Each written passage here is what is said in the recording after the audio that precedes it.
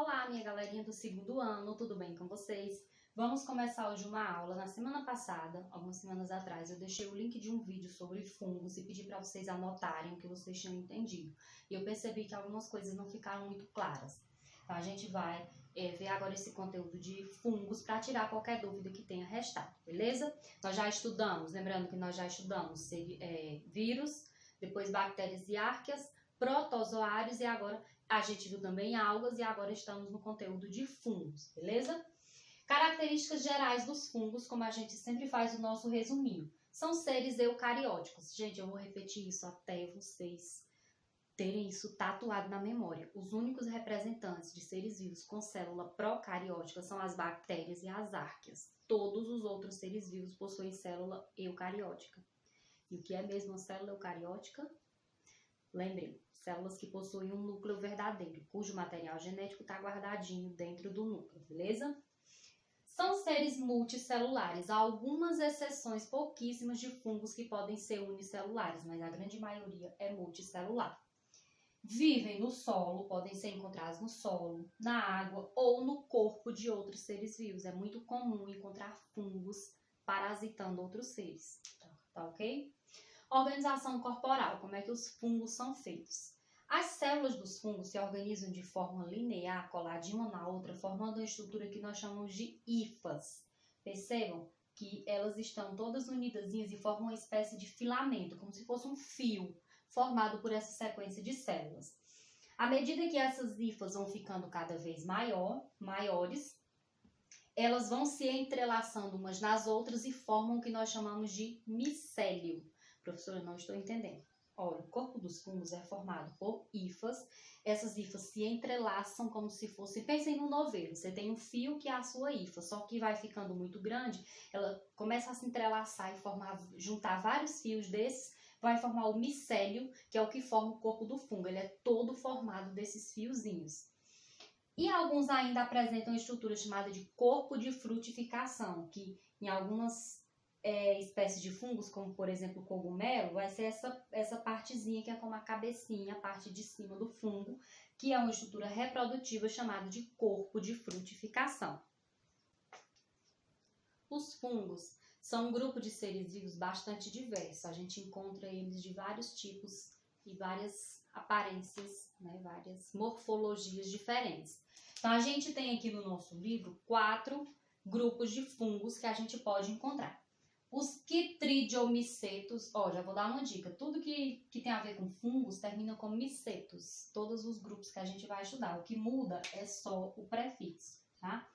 Os quitridiomicetos, a maioria deles são chamados fungos saprófagos ou saprofágicos.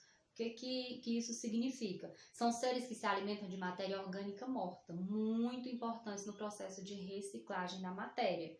Tipo, uma fruta, uma planta estragou, esse fungo vai lá e faz essa reciclagem. Ele se alimenta desse resto de material orgânico que não serve mais, tá? E também uma grande maioria deles é parasita, podendo parasitar vários animais ou plantas. Os zigomicetos são fungos sem corpo de frutificação. Um exemplo muito conhecido é o bolor, aquele mofozinho que cria no nosso pão, nas nossas frutas. Se você deixar muitos dias um bolo lá e quando você olhar ele está mofado, o bolor do pão é um zigomiceto. Eles podem causar infecções em seres humanos. Eles são também alguns parasitas, causam doenças em diversos animais, inclusive nos seres humanos. Os ascomicetos, eles têm uma estrutura chamada ascos, que é essa partezinha aqui do corpo de frutificação dele, que é em forma de bolsa, em forma de saco.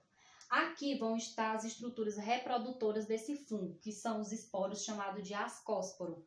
Se é ascomiceto, o nome da estrutura é asco, e o tipo de esporo são os ascósporos. O maior representante dos ascomicetos é o nosso conhecido fermento biológico, o fungo da espécie Saccharomyces cerevisiae, que é feito é usado na preparação de massas de pão, de pizza, ele é usado de forma culinária. Então já vão pegando a dica aí, nem todo fungo está associado com doença ou com sujeira, ou com coisa estragada. Existem fungos que são utilizados na culinária e até outras Outros usos também muito importantes para os fungos que eu vou explicar daqui a pouco. Basidiomicetos, eles têm um corpo de frutificação chamado de basídio, que lembra um chapéu, como os cogumelos, por exemplo. Aqui estão as estruturas reprodutivas deles, que são chamadas de basidiósporos, e o nome da estrutura é basídio. Ascomiceto, asco, ascósporo. Existem alguns que são comestíveis, esse ascósporo. No caso dos basidiomicetos, o nome da estrutura é basídio, basidiósporo. Muitos deles também são comestíveis, como por exemplo o champignon, muito apreciado, inclusive é uma coisa meio nobre, né? Champignon é um fungo que é utilizado em culinária, muito apreciado.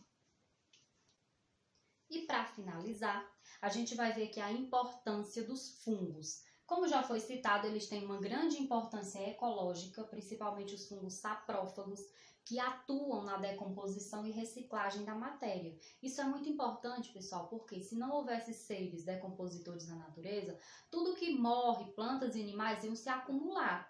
Esses fungos fazem o processo de reciclar a matéria orgânica, fazendo com que esses nutrientes possam ser usados por outros seres vivos.